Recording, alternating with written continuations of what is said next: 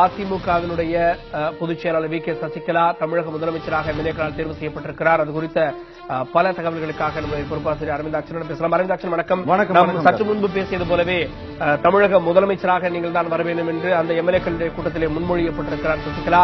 இந்த அடுத்தடுத்த கட்ட நகர்வு, இந்த ப்ரொசீஜர் என்பது எப்படி இருக்க போகிறது? கார்கே, நம்ம ஏற்கனவே நம்ம பேசினதுதான் இதனுடைய வெளிப்பாடு. என்னன்னா, எல்லா இடங்களிலுமே அமைதியை மட்டுமே கடைபிடித்து வந்தார் முதலமைச்சர் பன்னீர்செல்வம். அவர் இன்னும் அதிகாரப்பூர்வமாக ராஜினாமா செய்தார் அப்படிங்கிற அறிவிப்பு இன்னும் கொஞ்ச நேரத்தில் வெளியாவதற்கான அதிகபட்ச வாய்ப்புகள் இருக்கிறது.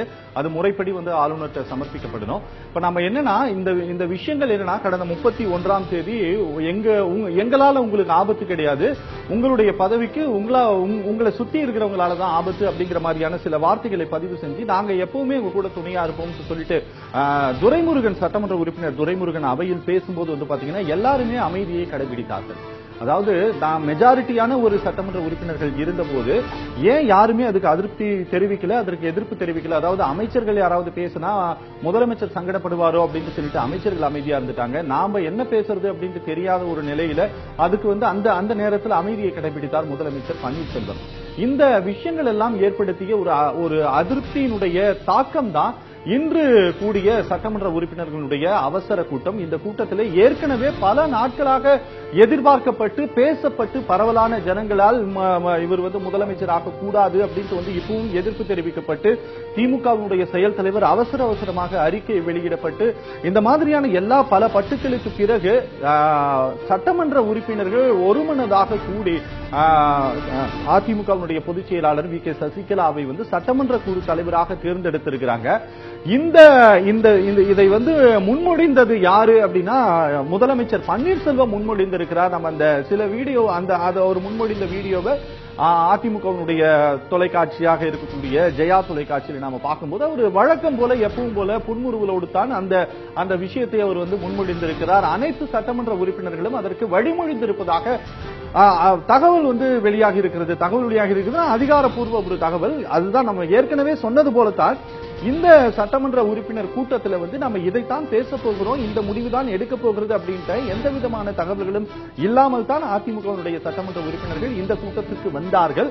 இந்த கூட்டத்தில் எடுக்கப்பட்ட முடிவுக்கு அவர்கள் சம்மதம் தெரிவித்திருக்கிறார்கள். அனைத்து சட்டமன்ற உறுப்பினர்களும் சசிகலாவை சட்டமன்ற குழு தலைவராக தேர்ந்தெடுப்பதற்கு அனைத்து உறுப்பினர்களும் வழிமுடிந்திருக்கிறார்கள். அடுத்த நகர்வாக இது என்ன போகும்னா, நம்ம கடந்த முறை கொஞ்ச நேரத்துக்கு முன்பாக நாம் பேசியது போலத்தான் என்னன்னா, கோவை வந்திருக்கக்கூடிய ஆளுநர் அவரை சென்னை வரவழைப்பதற்காக இந்த ஒரு அவசர முடிவு, அரசியல் சூழலை கருதி அவசர முடிவு எடுக்கப்பட்டிருக்கிறது.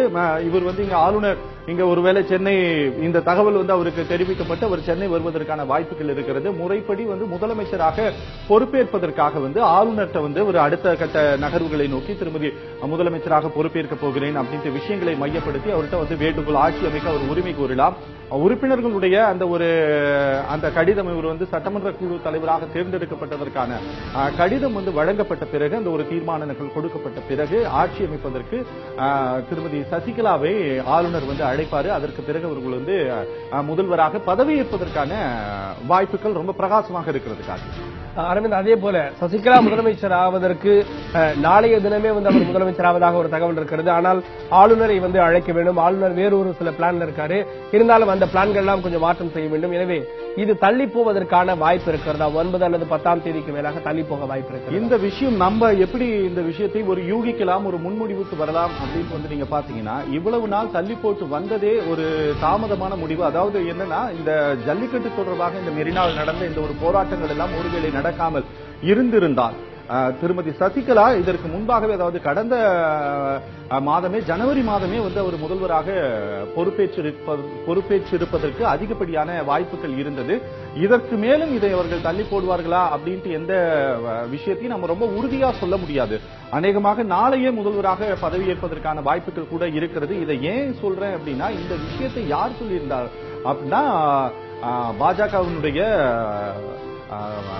எம்பியாக இருக்கக்கூடிய சுப்பிரமணிய சாமி சொல்லியிருந்தாரு. அவர் இவங்க முதலமைச்சராக பொறுப்பேற்ற பிறகு இங்க இருக்கக்கூடிய சிலர் மேல நடவடிக்கை எடுக்கணும் அப்படிங்கிற விஷயத்தை எல்லாம் பதிவு பண்ணியிருந்தாரு. அநேகமாக நாளையே ஒரு முதல்வராக பதவியேற்பதற்கான வாய்ப்புகள் இருக்கிறது. அதற்கான எல்லா ரகசிய ஏற்பாடுகளும் நடந்து வருகிறது. அதாவது சட்டம் இல்லாம எல்லா விஷயங்களும் நடந்து வருகிறது அப்படிங்கிற மாதிரியான தகவல்கள் தான் நமக்கு அரசல் புரசலாக வெளிவந்து கொண்டிருக்கிறது. ஏன்னா இந்த விஷயத்தை ரொம்ப ரகசியமாக இவர்கள் வந்து மேற்கொண்டு வந்தார்கள். அதனுடைய வெளிப்பாடு தான் அங்க வந்த எந்த சட்டமன்ற உறுப்பினருக்கும் கூட முழுசா தெரியாது. இன்னைக்கு வந்து இவங்க வந்து சட்டமன்ற குழு தலைவராக தேர்ந்தெடுக்கப்பட போறாங்கன்னு சொல்லிட்டு ஏற்கனவே தீர்மானிக்கப்பட்ட ஒன்றாகத்தான் இந்த நிகழ்வுகள் எல்லாம் வந்து அடுத்தடுத்து நடந்து கொண்டிருக்கிறது. இப்ப நீங்க சொல்றது போல அநேகமாக நாளையே வந்து அவர் பதவியேற்பதற்கான வாய்ப்புகள் அதிகபட்சமான சாத்தியக்கூறுகள் 99% சதவிகித சாத்தியக்கூறுகள் வந்து நாளையே முதல்வராக பதவியேற்பதற்கான வாய்ப்புகள் தான் இருக்கிறது. அப்படி நீங்க ஒருவேளை அது நாளை நடக்காமல் போனால் நீங்கள் குறிப்பிட்டதை போல 9ஆம் தேதி நடப்பதற்கு வாய்ப்புகள் இருக்கிறது கார்கே. அதே போல இப்போது பன்னீர்செல்வம் ராஜினாமா செய்திருக்கிறார். முன்பு இருந்ததை விட தற்போது அதிமுகவில் சில தொண்டர்கள் இல்ல தீபா தான் வர வேண்டும் என்று சொல்கிறார்கள். ஒரு சிலர் இன்றைக்கு கூட நாம் பார்த்தோம், சசிகலாவுடைய பேனரை கிழித்த பன்னீர்செல்வத்துடைய ஆதரவாளர் ஒருவரை அடித்து உதைத்த அந்த வீடியோ குறிப்பு இடைமறிக்கிறதுக்கு நீங்க மன்னிக்கணும் கார்கே. அவர் சம்பந்தப்பட்ட நபர் யார் அப்படிங்கிறது இன்னும் கூட தெளிவாக நமக்கு தெரியல. அவர் வந்து பன்னீர்செல்வத்தினுடைய ஆதரவாளர் அப்படின்ட்டு எந்த இடத்திலையும் குறிப்பிடுவதற்கு சமூக வலைதளங்கள் அது மாதிரியான செய்திகள் வந்திருக்கு. அது மாதிரிதான் இப்போ சசிகலா அவர்கள் ஒருமனதாக கட்சியினுடைய எல்லா தொண்டர்களையும் ஏற்றுக்கொள்கிறார்களா? அவர்களுடைய நிலைப்பாடு என்னவாக இருக்கு? இல்ல எல்லா தொண்டர்களும் ஏற்றுக்கொள்கிறார்களா இல்லையா?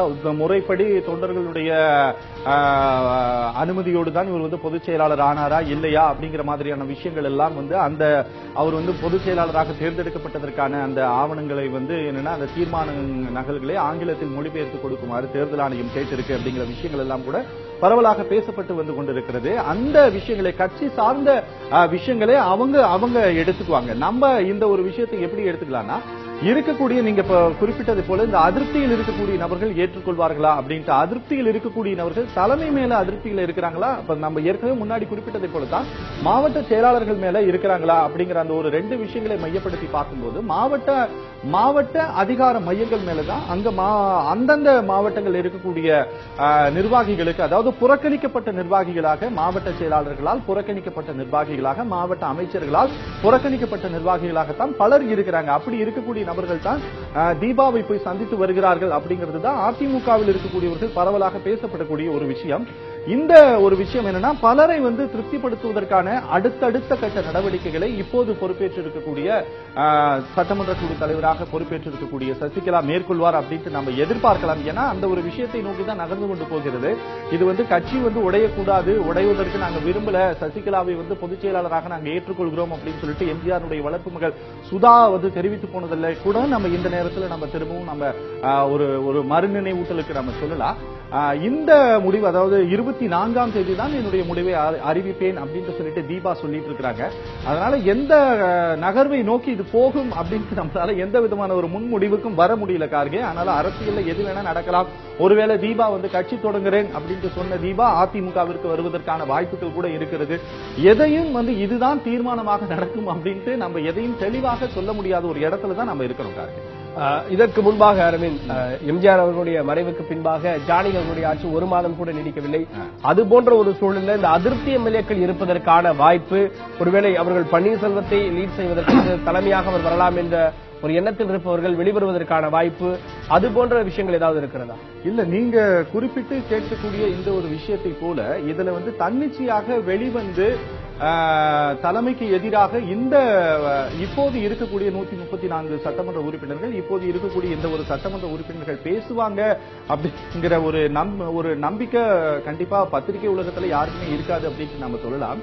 அதிருப்தியில் இருந்த பலர் தான் இப்போது கூட பேசிக் கொண்டிருக்கிறார்கள். நம்ம முன்னாள் அமைச்சர் KP முனுசாமி பேசியிருக்கிறார். அதை தவிர்த்து வேற யாருமே ரொம்ப வெளிப்படையாக பேசல. ஆனாலும் என்னன்னா போய் தீபாவிற்கு ஆதரவு தெரிவித்துக் கொண்டிருக்கிறார்கள். இப்போது இருக்கக்கூடிய இந்த ஒரு அடுத்த கட்ட நகர்வு ஒரு தமிழக அரசியலில் ஒரு பெரிய ஒரு மாற்றம் அப்படிங்கிறது என்னன்னா, இப்போது சட்டமன்ற குழு தலைவராக திருமதி சசிகலா தேர்ந்தெடுக்கப்பட்டிருக்கக்கூடியதுதான். இது அடுத்தடுத்த நகர்வுகளை நோக்கி நகரும் கார்கே. ஒரு மாற்றத்திற்கான ஒரு விஷயமாக அதிகார பீடத்தில் ஒரே ஒருத்தர் தான் இருக்கணும். அதாவது பொதுச் செயலாளராகவும் அந்த எந்த கட்சி ஆள்கிறதோ அந்த கட்சியினுடைய உச்சபட்ச தலைமையும் முதலமைச்சர் பொறுப்பும் அவர்கிட்ட தான் இருக்கணும் அப்படிங்கிற ஒரு முடிவுக்கு இப்போது இருக்கக்கூடிய தமிழக அமைச்சர்களும் சட்டமன்ற உறுப்பினர்களும் முடிவுக்கு வந்திருக்கிறாங்க அப்படிங்கிறது தான் இன்றைய கூட்டத்தில் எடுக்கப்பட்ட முடிவு நமக்கு தெளிவுபடுத்துகிறது கார்கே. அரவிந்த், அதே போல மற்ற நிலைப்பாடுகள், அதாவது அரசியல் வட்டாரத்தில் பல கட்சிகள் இருக்கிறார்கள். இன்னைக்கு ஸ்டாலினுடைய அறிக்கை கூட தமிழக மக்கள் ஜெயலலிதாவை தான், ஜெயலலிதாவுடைய ஆட்சியை தான் தேர்வு செய்தார்கள், ஜெயலலிதா வீட்டில் இருந்தவர்கள் அல்ல அப்படின்ற மாதிரியான அறிவிப்புகளை எல்லாம் வெளியிட்டிருந்தார். மற்ற கட்சிகளுக்கு சசிகலா முதலமைச்சராக வருவது எந்த அளவிற்கு ஒரு பாதிப்பை ஏற்படுத்தும், அல்லது அவர்களுக்கு இதன் மூலமாக வேறு என்னென்ன நிகழ்வுகள் நடைபெற வாய்ப்பு இருக்கிறது? இல்ல, பலர் இதுக்கு அதிருப்தி தெரிவிக்கலாம், எதிர்ப்பு தெரிவிக்கலாம், என்ன வேணா தெரிவிக்கலாம் கார்கே. ஆனா ஜனநாயக முறைப்படி அந்த கட்சியினுடைய சட்டமன்ற உறுப்பினர்கள் ஒருத்தரை சட்டமன்ற குழு தலைவராக தேர்ந்தெடுத்திருக்கிறாங்க அப்படின்னா அதற்கு அவங்க ஒன்னும் பெருசா எதுவும் எந்த ரியாக்டும் பண்ண முடியாது. ஒரு 6 மாத காலத்திற்குள்ளாக திருமதி சசிகலா தேர்தலில் போட்டியிட்டு சட்டமன்ற உறுப்பினராக வெற்றி பெற வேண்டும். அது இப்போது காலியாக இருக்கக்கூடிய இந்த ஆர்கே நகர் தொகுதியா அல்லது வேற ஏதாவது ஒரு தொகுதியில இருக்கக்கூடிய சட்டமன்ற உறுப்பினர்களை ராஜினாமா செய்துவிட்டு அந்த தொகுதியில் அவர் போட்டியிடுவாரா? அவர் இருக்கக்கூடிய அவர் சார்ந்த சமூக மக்கள் அதிகமாக இருக்கக்கூடிய அந்த தென் மாவட்ட பகுதிகளில் நின்று அவர் தேர்தலில் வெற்றி பெற போகிறாரா, தேர்தலில் நிற்க போகிறாரா அப்படின்னு தெரியல. அரசியல் பொறுத்தலாக பேசப்படக்கூடிய விஷயம் என்னன்னா, தென்பகுதிகளில் அவர் நிற்பதற்கான வாய்ப்புகள் அதிகம் இருக்கிறது அப்படிங்கிற மாதிரியான தகவல்கள் தான் தெரிவிக்கிறது. ஒருவேளை அவர் ஆர்கே நகர்லயே நிற்பதற்கான வாய்ப்புகள் கூட இருக்கிறது கார்கே. அவர் அடுத்த கட்டமாக சசிகலா அவர்கள் முதலமைச்சராக ஆகிறார் அப்படின்னா என்னென்ன விஷயங்களை நாம் எதிர்பார்க்கலாம்? குறிப்பாக ராமதாசுடைய அறிக்கை, தமிழகத்தில் பல வளர்ச்சி திட்டங்கள் நின்று போயிருக்கிறது, எதற்காக நின்று போயிருக்கிறது அப்படின்னு சில சந்தேகங்களை எல்லாம் எழுப்பியிருந்தார். நிறைய திட்டங்கள் தொடங்கப்படவில்லை, விரைவுபடுத்தக்கூடிய திட்டங்கள் நடைபெறுமா? 2 விஷயங்களை நம்ம ரொம்ப மையப்படுத்தி நம்ம பார்க்கலாம் கார்கே. இவங்க முதலமைச்சராக சசிகலா தேர்ந்தெடுக்கப்படுவதற்கான வாய்ப்புகள் இருக்கிறது அப்படிங்கிறது எல்லாருக்குமே ரொம்ப பட்டவர்த்தனமாக தெரிந்த ஒரு விஷயம் தான். ஏன்னா முதலமைச்சர் இருக்கும் போதே முதலமைச்சராக இவரும் பொறுப்பேற்க வேண்டும் சொல்லிட்டு தமிழக அமைச்சர்கள் பலர் ரொம்ப வெளிப்படையாகவே பத்திரிகையாளர் சந்திப்பில தனி நேர்காணல்கள் அவங்க தெரிவித்தது எல்லாருக்குமே தெரிந்த ஒரு விஷயம் தான். இவர் முதலமைச்சரான பிறகுதான் சில திட்டங்களை தொடங்க வேண்டும். அதாவது முதலமைச்சர் கையெழுத்து போட்டு அடிக்கல் நாட்டிய பல திட்டங்கள் கூட இன்றும் கூட தொடங்கி வைக்கப்படாமல் இருக்கிறது. அந்த திட்டங்கள் எல்லாம் திருமதி சசிகலா முதலமைச்சரான பிறகு தொடங்குவதற்கான வாய்ப்புகள் இருக்கிறது. இன்னொரு விஷயம் என்னன்னா, கட்சியில் சில மாற்றங்களை செய்வதற்கு, அதாவது பல அமைச்சரவையில் மாற்றம் நடப்பதற்கான வாய்ப்புகள் இருக்கிறது. இப்போது இருக்கக்கூடிய பல முக்கிய அமைச்சர்கள் மாற்றப்படுவதற்கான அவர்கள் மீண்டும் அவர்களிடமிருந்து அமைச்சர் பதவி திரும்ப பெறப்பட்டு வேறு ஒருவருக்கு அந்த வாய்ப்புகள், அதாவது அதிருப்தியில் இருக்கக்கூடிய கொஞ்சம் பலம் வாய்ந்த சமூகத்தினுடைய பிரதிநிதியாக இருக்கக்கூடியவர்களுக்கு வழங்குவதற்கான வாய்ப்புகள் இருக்கிறது. பல மாவட்டங்கள்ல மாவட்ட செயலாளர்கள் மாற்றப்படுவதற்கான வாய்ப்புகள் இருக்கிறது. இப்படி பல விஷயங்கள் அடுத்தடுத்து தமிழகத்தில் அதாவது கட்சிக்குள்ள நடக்கக்கூடிய விஷயங்களாக இந்த மாவட்ட செயலாளர்களுடைய மாற்றம் இருக்கும் அப்படின்ட்டு நாம 100% எதிர்பார்க்கலாம். அதே போல அமைச்சர்களுடைய மாற்றம் இருக்கும் அப்படின்ட்டு 100% எதிர்பார்க்கலாம் கார்கே. அரவிந்த், அதே போல இப்போது பேசப்பட்டு வரக்கூடிய இன்னொரு விஷயம், தலைக்கு மேலே கத்தி இருப்பதை போலாக தற்போது சொத்து குவிப்பு வழக்கினுடைய தீர்ப்பு தேதி விரைவில் வர இருக்கிறது.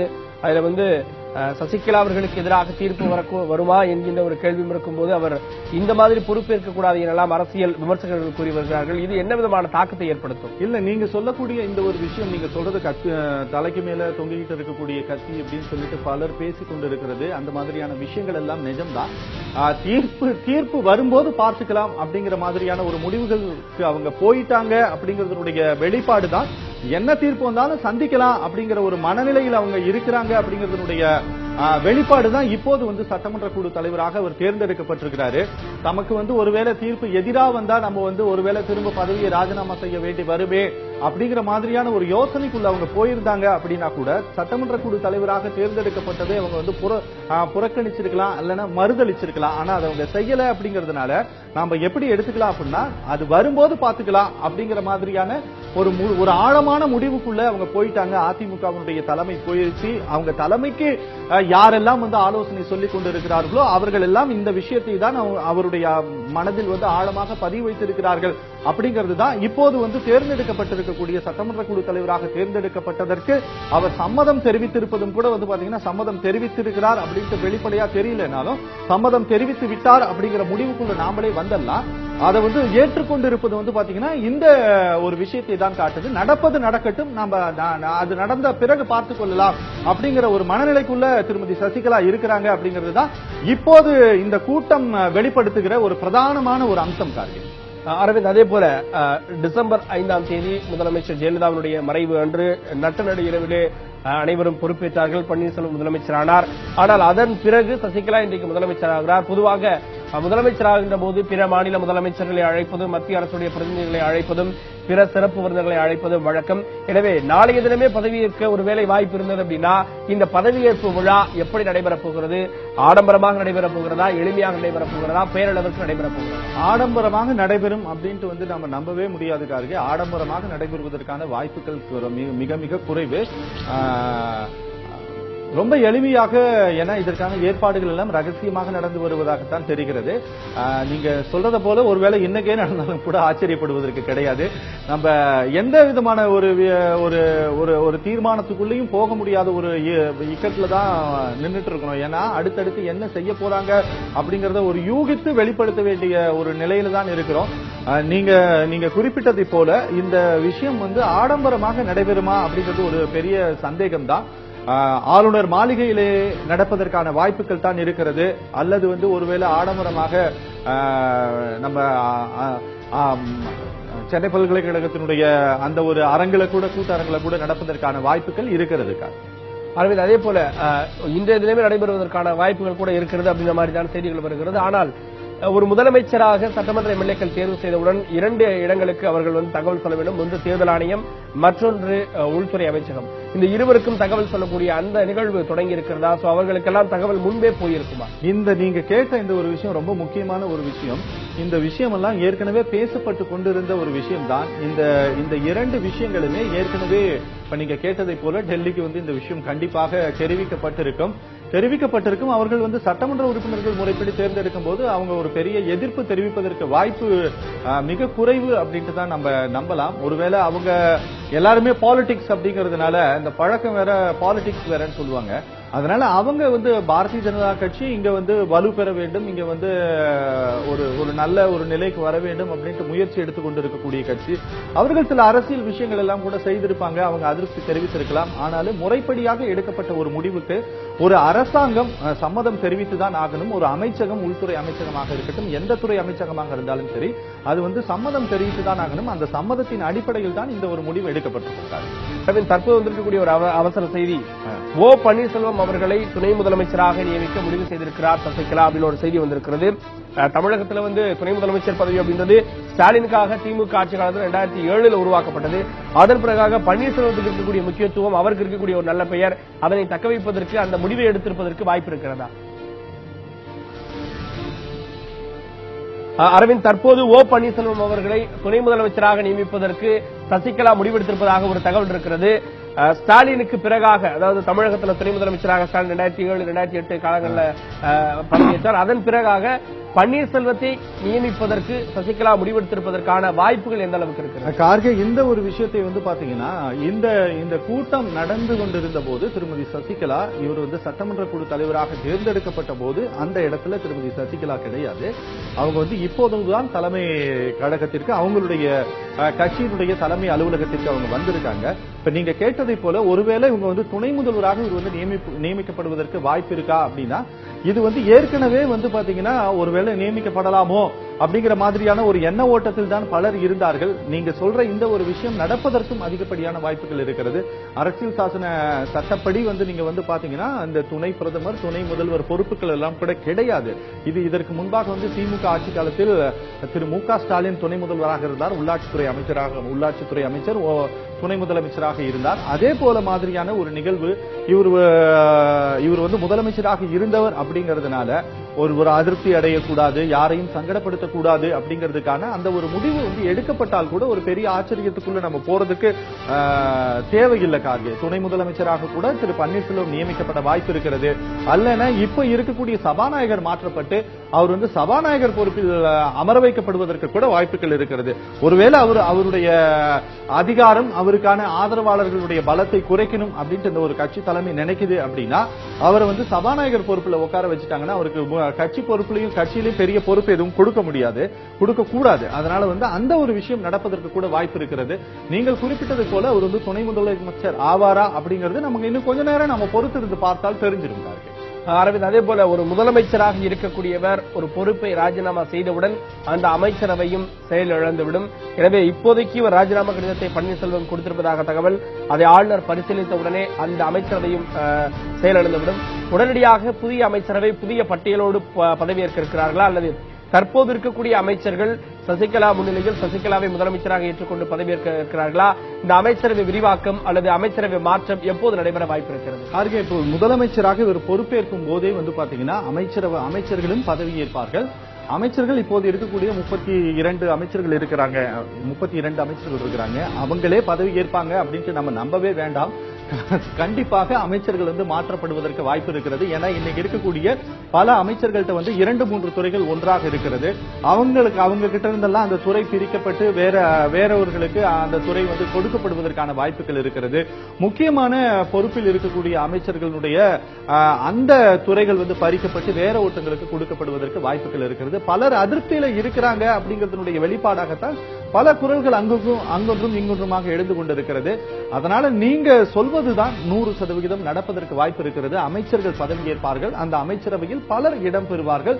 ஏற்கனவே முக்கிய துறைகளை கைவசம் வைத்திருந்த அமைச்சர்கள் இருந்து அந்த துறைகள் திரும்ப பெறப்பட்டு வேறு ஒருவருக்கு அந்த துறை கொடுத்து அவரை அமைச்சராக்குவதற்கான வாய்ப்புகள் ரொம்ப அதிகபட்சமாக இருக்கிறது. அரவிந்த், அதே போல தமிழகத்திலே உள்ளாட்சி தேர்தலை தற்போது நடத்த முடியாது அப்படின்னாங்க. அதற்கு உட்புறமாக பேசப்பட்ட பல விஷயங்கள், தலைமை ஒரு சரியான தலைமையாக பன்னீர்செல்வம் அவர்களை வைத்து உள்ளாட்சி தேர்தலை நடத்துவதற்கு அஞ்சுகிறது அதிமுக அப்படி எல்லாம் சொன்னார்கள். இப்போது சசிகலா முதலமைச்சராக ஆகும் பட்சத்தில் உள்ளாட்சி தேர்தல் உடனே நடைபெறுவதற்கான வாய்ப்புகள் இருக்கிறதா? இந்த விஷயங்கள் எல்லாம் அடுத்தடுத்து நடக்கும். கார்கே, இப்போது இருக்கக்கூடிய பிரதான விஷயம் என்னன்னா, இவர் முதலமைச்சராக போகிறார் அப்படிங்கிறது தான். தொடர்ந்து அடுத்தடுத்து வரக்கூடிய விஷயங்கள் பத்தி நம்ம தொடர்ச்சியாக பேசலாம். கார்கே, திரு அரவிந்த், தற்போது சசிகலா அவர்கள் முதலமைச்சராக அதிமுக எம்எல்ஏக்களால் தேர்வு செய்யப்பட்டிருக்கிறார். சட்டமன்ற குழு தலைவராக தேர்வு செய்யப்பட்டிருக்கிறார். அவர் கூடிய விரைவிலே முதலமைச்சராக பதவியேற்க இருக்கிறார். அது தொடர்பான உங்களுடைய கூடுதல் தகவல்களுக்கு நன்றி. நன்றி.